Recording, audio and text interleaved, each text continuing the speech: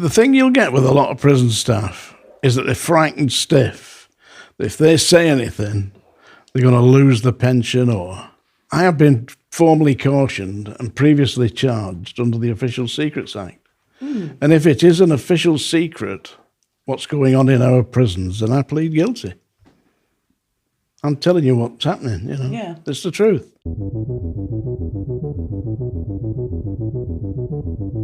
What happens in Strangeways stays in Strangeways. You do not discuss it. You don't talk to the press. You mustn't tell your family what's happening. Tell nobody what's happening. Otherwise, you'll be charged under the Official Secrets Act.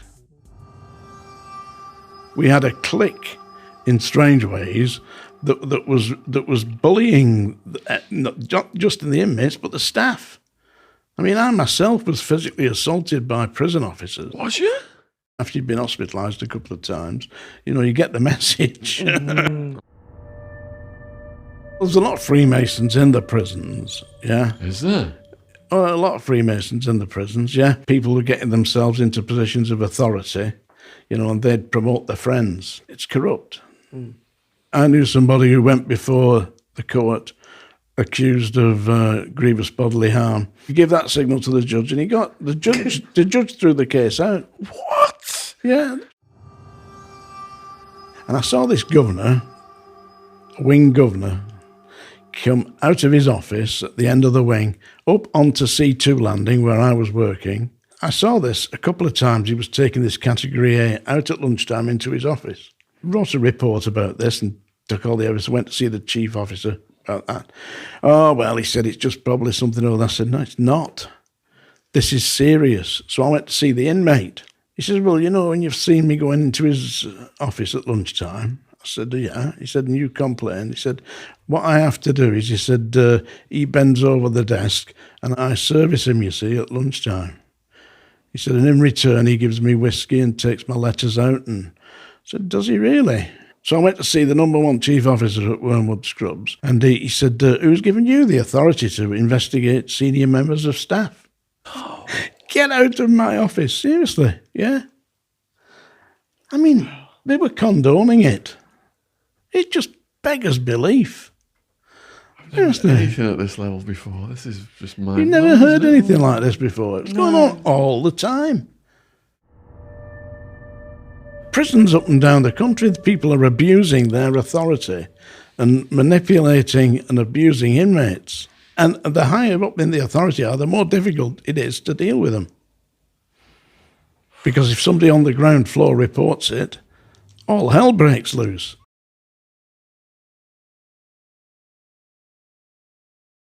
I am absolutely giddy to have John Sutton on the channel. John Sutton became a prison guard a few years after I was born. So we're talking decades of service, but also he's eclectic. We've got... Two Hat John with the clap, including tracks, Who's Banging My Wife? First 5 minutes. Nympho number 3 and who? Oh God, The Farting Werewolf. He had a major book deal, best-selling author for Psychic Pets with Bloomsbury. He has now moved into the crime genre, true crime, Psychic Screw, The Violent Truth. How many books total have you got out there? 12 at the moment. We're going to put links to the books and to John's YouTube channel and all of his socials in the description box below this video. So please support his work. You'll be cracking up watching some of his stuff on YouTube. How many different prisons? I've been in many different prisons, but I actually worked initially at Wormwood Scrubs and then to Strangeways. And when I was at Strangeways, I took umbrage with the system and decided to correct it. As you can see, the news story, I was on the front page of the national press, and I led a virtual revolution against the POA, because the POA were in effect the management. I mean, you cannot have a chief officer running your trade union, but that is what the POA was in the 1970s, 1980s. So I said, there's no way, because I was studying at Manchester University, and the government were paying for my course. but I couldn't get any time off.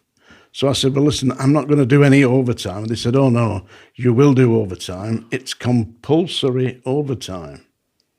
Now, I went to see the trade union, the Prison Officers Association, and in charge of that was a principal officer, like an inspector. And he said, oh, no, that's the rule at this prison.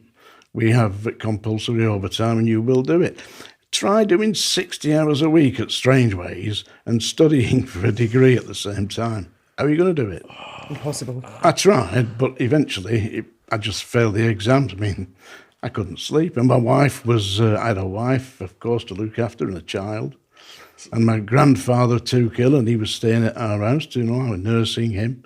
So it was impossible for me to commit the time to the studying. But it didn't do me any harm, and I made some good friends there, 2 solicitors who helped me form a trade union up against the POA, because we said the POA were not independent. They were not an independent trade union.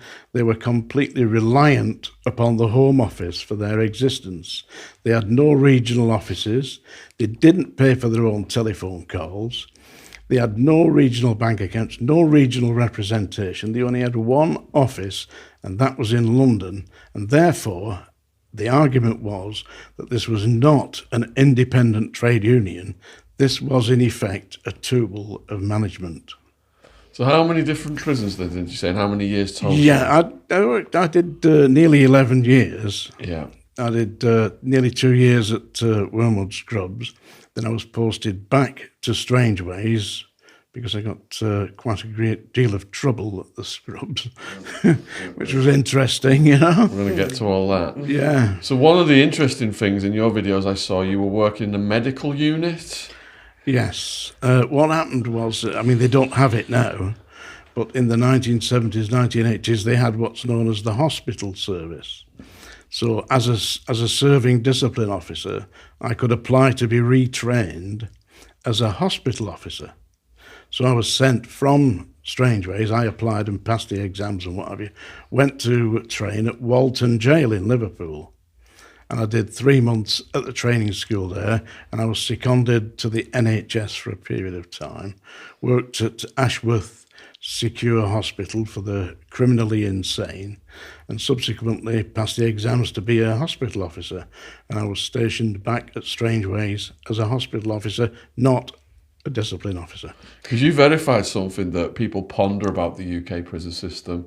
So in America, prison assault, sexual assault, rape is so common, you have to go to a rape class to get taught how not to get raped. But you said they were coming in with the injuries, so you certified that it was happening in the UK prison system. Talking about homosexual rape. Yes. Yeah, it was an irregular thing. It wasn't every week, but you would get inmates coming in, and they came into the clinic, because I ran a clinic in the hospital unit at Strangeways, and they would come in, and their initial contact would be through myself as the hospital officer, and they'd make the complaint that they'd been anally raped. The system that they used as a standard rule was that the aggressor would forcibly rape the victim and then make them defecate into pet newspaper. They're hiding the evidence, so that they get rid of the DNA. Get rid of the DNA, or attempt to get rid of the DNA, make them defecate into a newspaper, which they then folded up and threw it through the window, out the cell window.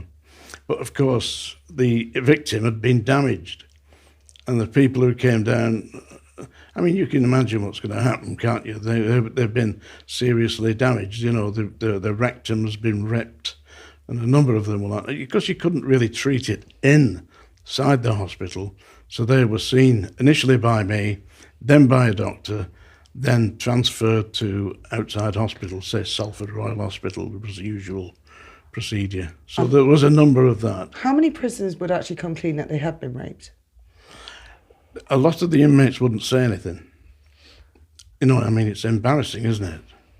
That they've been raped. And some of the people that were doing this, you'd be surprised. I was, don't forget, although I'm working as a jailer, I'm just a human being, just a person.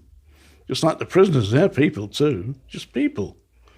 And they are ashamed of being attacked and raped. But some of the rapists were notorious villains. I mean, people like Paul Sykes.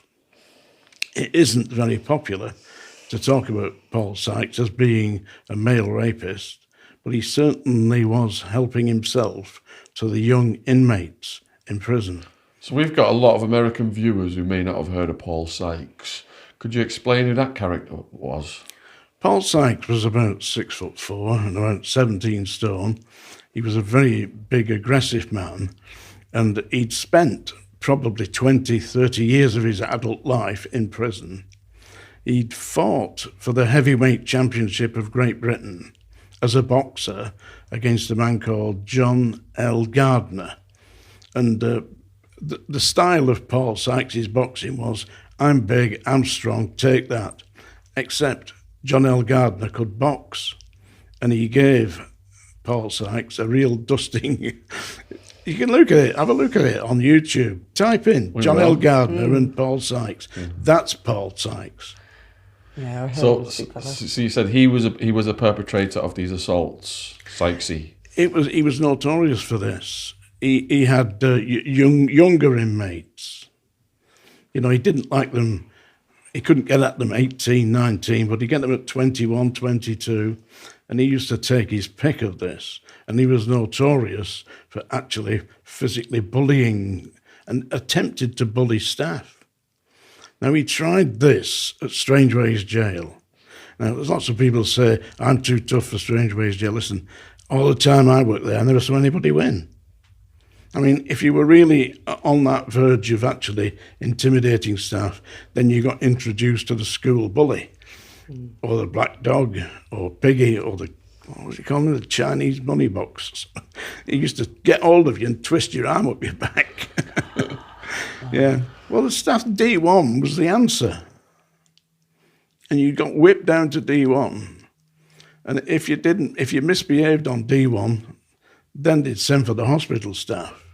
And the hospital staff would go in, and you'd got clearance from a doctor, but you'd have a syringe full of Largactil or whatever, hold them down and inject them in the backside. We did that to Paul Sykes. He was quiet after that, as you might imagine. Well, some of the guards intimidated by him because he was known to just knock people out, wasn't he? Oh, you knock them out, yeah. But if you've got three boys holding you, three big guys holding you down, and you got me with a syringe in your backside, you know, you're going to be quiet for a bit, aren't you? He was quiet after that. So how often would you say he assaulted young men?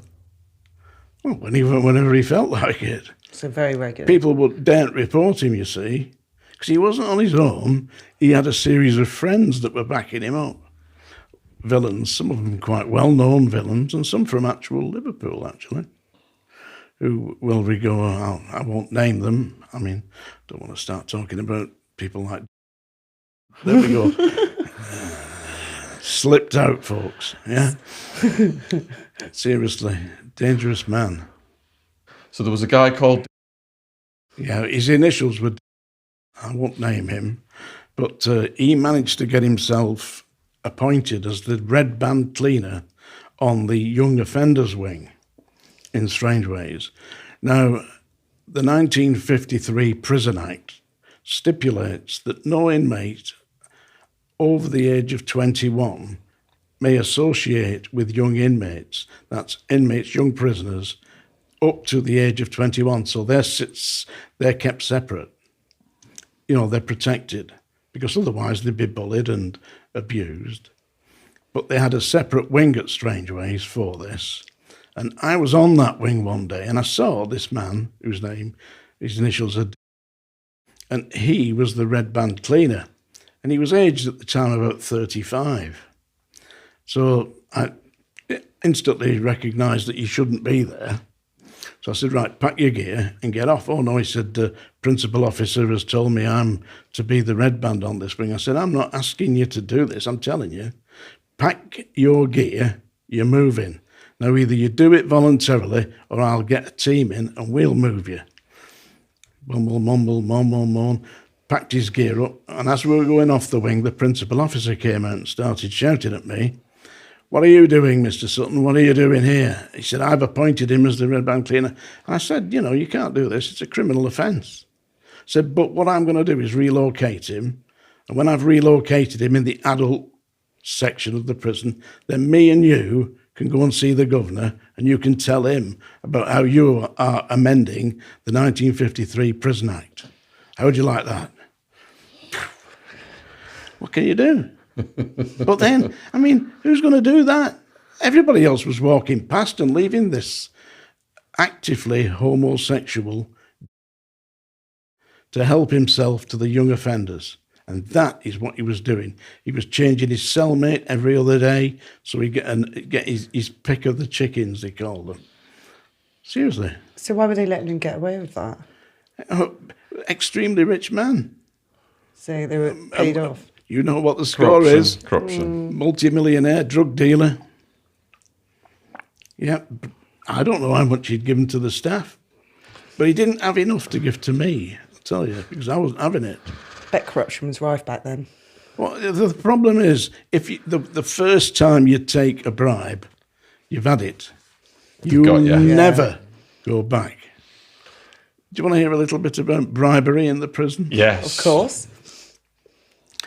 Anybody who's seen the documentary that was made in 1979-80, directed by Rex Bloomstein of the BBC, it's called Strangeways. Is this on your channel? It's not on my... There's a bit of it on my channel. Thought so. Yeah, but the main thing is on YouTube. You can look it up, Strangeways. In there, it shows a guy, a great big guy in the cell shouting, "The roof's going to come off, Strangeways," and ranting and raving. He was a big bouncer from Blackpool who worked in a nightclub, and he happened to be on my wing at Strangeways on E4 landing. And he said to me one day, he said, "Hey, boss," he said, I want to change my cellmate. Will you get this guy in for me?" I said, "I can't do that at your whim, You're a prisoner, get on with it, "Oh, no," he said, "I'll make it worth your while." I said, "What do you mean?" He said, "I'm a bouncer from a club in Blackpool. I work for Brian London, the boxer, Brian London. Worked at his club. Brian London's gone now, so we're nice and safe there."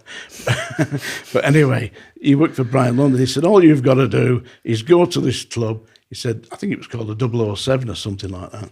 He said, "All you've got to do is go to this club, mention my name." He said, "And the doors will open. You'll go in. You can help yourself to all the women there, as much as you want, anything you want." He said, "But I want to change my cellmate." He said, "If you keep doing that for me," he said, "we've got a deal." I said, "But isn't this not dangerous?" He said, "No, it's not dangerous." He said, "Lots of staff have done it." Oh. I said, "Come on." I said, "Who's done it?" So he gave me a list. Well, I've got a virtual photographic memory. So I went to see these staff. I said, "Listen, you've got half an hour. I am going to put a report in to the governor about this bribe I've been offered by this inmate, but he's telling me that you have been accepting bribes from him. So you've got half an hour to decide what you're going to say." I went round to one of them who was a principal officer, and he started running around the centre in the middle of Strangeways. "You can't do that. You can't," having a breakdown, I said, "No, you've got half an hour. It may not be true. I don't know, do I?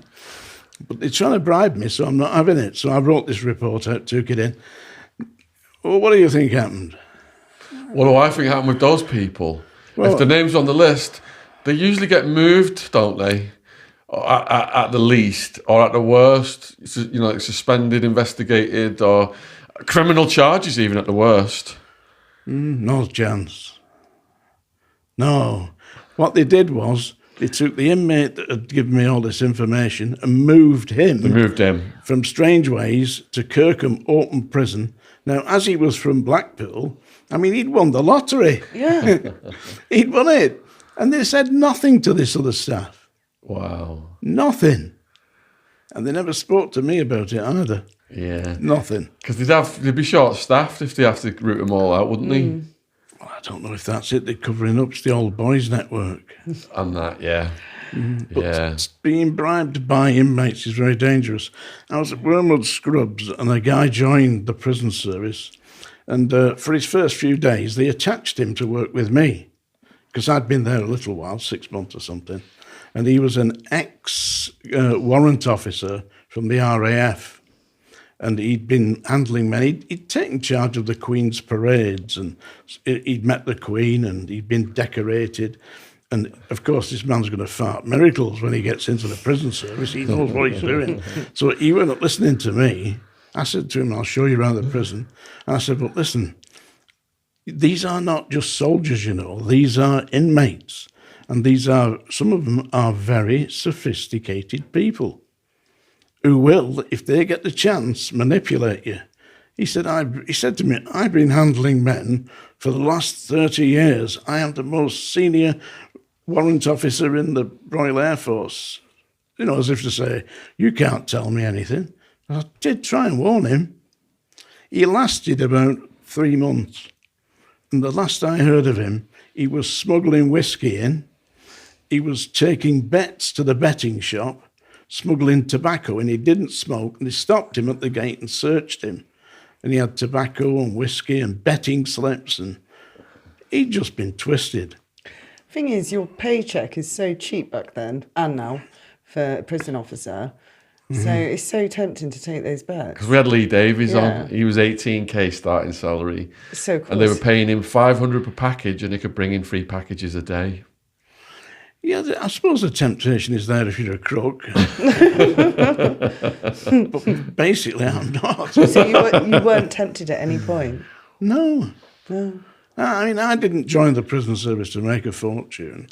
I certainly didn't join it to enjoy bullying people. I was there to bring my wife and family. That's why I did it. And I honestly believed in 1974, when I first applied, that it was a career. Because they advertised it as a career.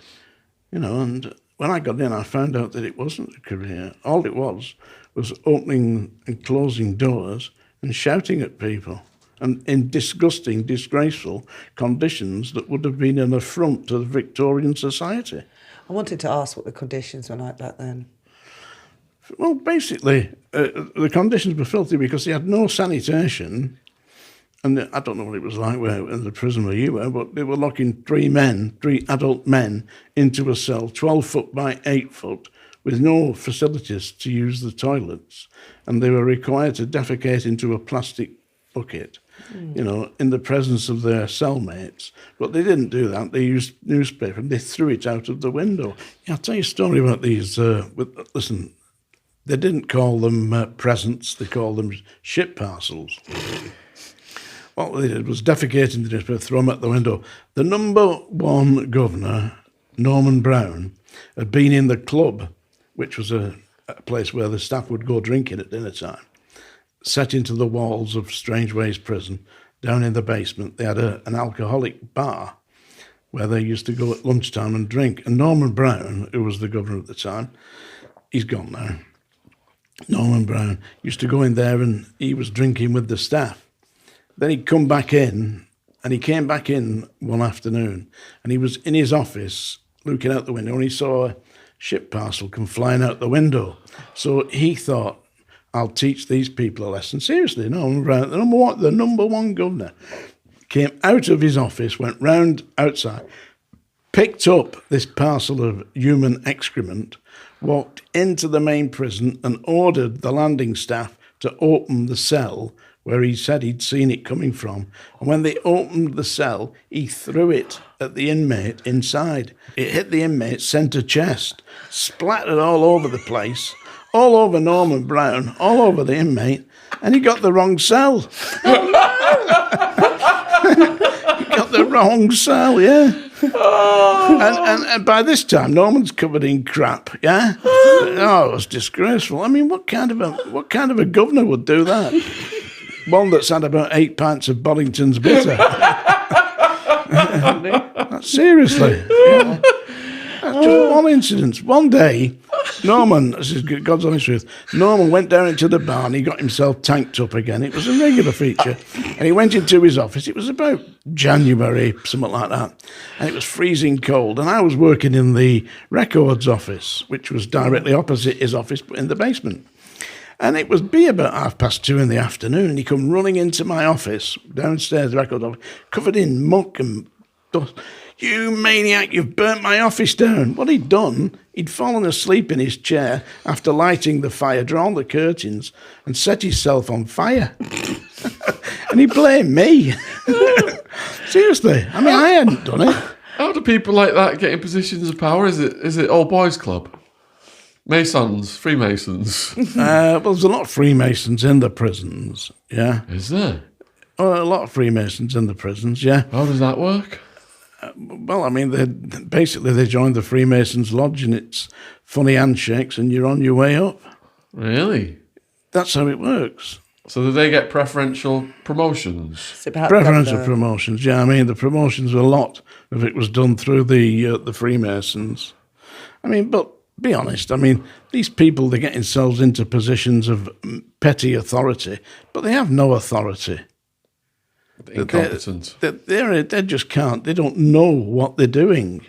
They're on a wing and a prayer, basically. Certainly, somebody like Norman Brown was real, and they were reliant upon the staff totally. Hence, we had a clique in Strangeways that was bullying not just in the inmates, but the staff. I mean, I myself was physically assaulted by prison officers. Was you? That's how I came out of the prison service, but I think we'd better get that to that as we go through this, you know. Did the Masons approach you to join? I have been approached by the Masons, but No. I wouldn't join. How did they approach you? Just somebody said, would you come to an evening? I think it was a Christmas do for the lodge, you know. And so myself and my wife went. And it was very nice, but I thought, this is a bit strange, you know. In what way? Yeah. How was it strange? Did they put on a meal or? Yeah, no, they were all very polite, you know, but it was like a little boys' club. You know, they're all chummy together. I thought, this just isn't right. Where was this? Where was it? I was at Manchester, but the lodge was at Sale in Cheshire. That's where the lodge was, yeah. What does the lodge look like? Well, I mean, they just used premises, you know. You know, you didn't go into the actual inner chamber. No. But the lodge was just basically like a functional club, you know, which was very nice, and they were very polite, but it was all chummy. And I got the impression that these were also Rans, you know, that they were requiring the support. They couldn't do it straight. You know, I don't believe in, taking advantage. If you can't do it straight, don't do it. But they were doing it through the backhand, you know. People were getting themselves into positions of authority, and they'd promote their friends. So you don't believe it's a brotherhood? I think they're almost, it's corrupt. My dad, who was a detective inspector, was invited to join the Masons. And he was a Catholic, you see, and he went to see the priest and said, I've been asked to go join. You can't do it. He said, it's against the religious teachings. So he didn't join. But the man that invited him to join, who was also a detective inspector, went on to be a chief constable. Interesting. Seriously. I mean, he was a very nice man. So when you declined them then, did they just accept that politely and they don't ask you again? Is that how it works? That's it. Yeah, you're off. They asked my brother as well, who was also a detective inspector, but he declined. He wouldn't join. He said he thought they were, like me, just strange people. You all must have had that look about you as a family. Yeah. What do you think? What? I'm not going to be a Mason. I would never do it. I wouldn't do it. I mean, God bless them, if that's what they need, get on with it. But I don't need it. Ritualistic handshakes and dressing up and stuff. Backhands. Oh, believe me, it works. I knew somebody who went before the court accused of grievous bodily harm, gave the signals. What's one of the signals, by the way? Yeah. Oh, is it? Is it? Yeah. Point your little finger down. Little finger down? Point your little finger down, yeah. Yeah. Point your little finger down. That's one of the signals, yeah. Right. By the way. Women can't join, can we? Yeah. You're just like that. You just point your finger down, your little finger down. Yeah. And that's it. Yeah, that's the signal. You give that signal to the judge, and the judge threw the case out. What? Yeah, the judge threw the case out. The That's fellow what I'm Mason, doing if I you ever see. go back to Oh my court. God. Yeah, another trick that the Masons pull is they'll be looking for me next. Another trick the Masons pull is they get the dates wrong on your charge sheet. Right. So if it's a Mason that stops a Mason, and he's got to go through the motions, but he'll get the dates wrong. So that you were charged on such and such a date, you did this, but you can prove that you were in Spain or wherever. Alibi. Yeah, you've got an automatic alibi because they've deliberately made a mistake in the charge. And once you've been dismissed at court, that's it. You can't be tried again. There is no double jeopardy. Any other tricks that they've got? Not that I'm talking about. Hey? Yeah, well, they'll come and get you. They'll come and get you. I'm surprised they've not got you. Hey, after you've finished this, they will. Yeah, the viewers have got an endless fascination with Masonic stuff. We've had people on who've defended the Freemasons who were Masons, debating with people who had conspiracies against them by the Freemasons. We had a Manchester cop. Yeah. There was a conspiracy against him by the Freemasons within the police, right. And they ran him out. They do. Yeah. They will get you out. I mean, I believe that that was how they got rid of me in the end, because I was physically assaulted on a number of occasions, and eventually I couldn't continue with that. I mean, after you've been hospitalised a couple of times, you get the message. And we're going to get to that. Yes. You get the message. We'll get to that. The next question is, you had a run-in with the Krays. What do you think about the Krays being legendary, iconic gangsters? Plastic gangsters. Seriously. I could have done both the Kray twins, yeah? Not a problem. They were in Brixton Prison, the Kray twins, on the same landing that was run by my mate. I call him Big John, yeah? I'm not giving his full name, but I call him John, Big John. And how big was John? He was about 6'2", but he was an Irishman, and he was solid, he was a big guy.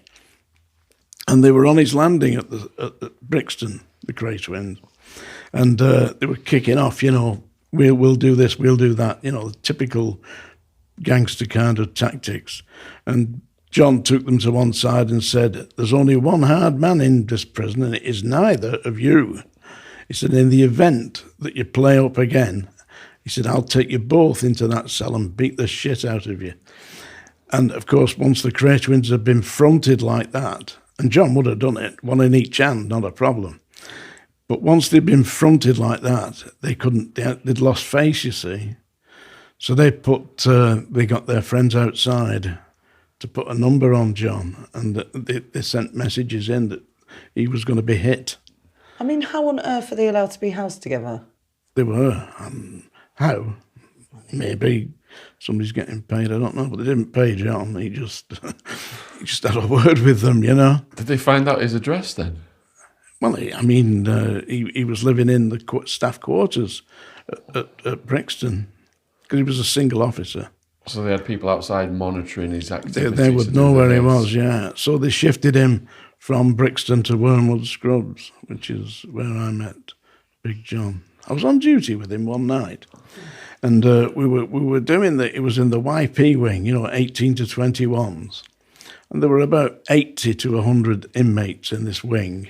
It's only a small unit, And at night, around about 7 o'clock, 7:30, you take round coffee or tea, yeah, and like a bun, So when we got to the end of this thing, there was one bun missing.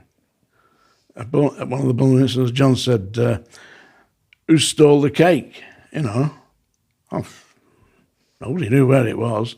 So he went back to the beginning, opened the cell up, went in and said, "Who stole the cake?"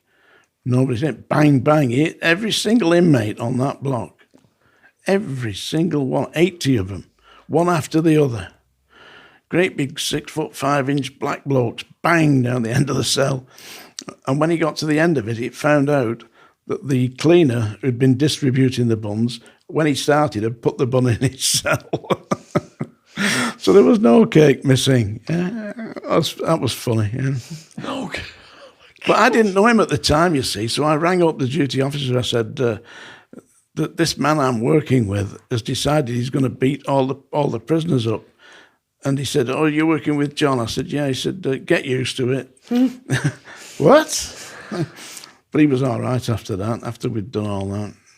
What did you make of the Craig's boxing skills? They were not heavyweights, were they? They were light middleweights or something like that. So they would be reasonably, but nothing special at all. I mean, the skill that the Cray twins had was that they were psychopaths. They didn't have any fear or any compassion for hurting you. So they wouldn't think anything about hitting you with an axe or anything like that. I mean, normally, if you're going to hit somebody, you think, this might actually hurt them, so you wouldn't do it. But the Cray twins had got no restriction like that. They were both mentally ill. And were they into the younger prisoners? Believe that they were. Don't forget, I didn't actually lock them up myself, but they were into all that. I tell you who was into young inmates: Ian Brady. Oh, the Moors murderer. Yeah, he was in the hospital wing at Wormwood Scrubs, and the reason that they moved him out was he was buggering all the young inmates. Oh. He was getting access to them and forcibly raping them. I mean, how was he getting access to them? Well, he was on a hospital ward because Ian Brady was mentally ill. So he was located in the prison hospital ward inside the Scrubs. But when he started raping the young inmates, they moved him into the segregation unit, which was where I encountered Ian Brady for the first time. What was he like in person? Because he's tiny, isn't he? He wasn't very big, but he was very nasty. I mean, he was a horrible-looking thing, and there's an atmosphere around him like a dark cloud all around him, and he's cold. And he didn't speak to staff. He wouldn't speak to staff. What he did was he used to sit behind his door, his cell door, and every 15, 20 minutes you had to check on him to make sure he wasn't going to kill himself. So when you looked through his door, he'd be sat behind the door staring straight at the spy-hole. Oh, that's creepy. Creepy, yeah? Yeah. And you go around and he'd be doing this hour after hour after hour. Never moving, yeah? Just staring straight at the spy-hole. And then you go around about 1 o'clock in the morning and he'd be in bed. Just straight into bed, yeah. But he was spooky. Some strange things about that man. Do you know, my father was on his case. No. Really? My father was a detective sergeant at the time, and during the investigations into the Moors murders, my dad was on the case with Superintendent Joe Mounsey, who used to come and visit our house,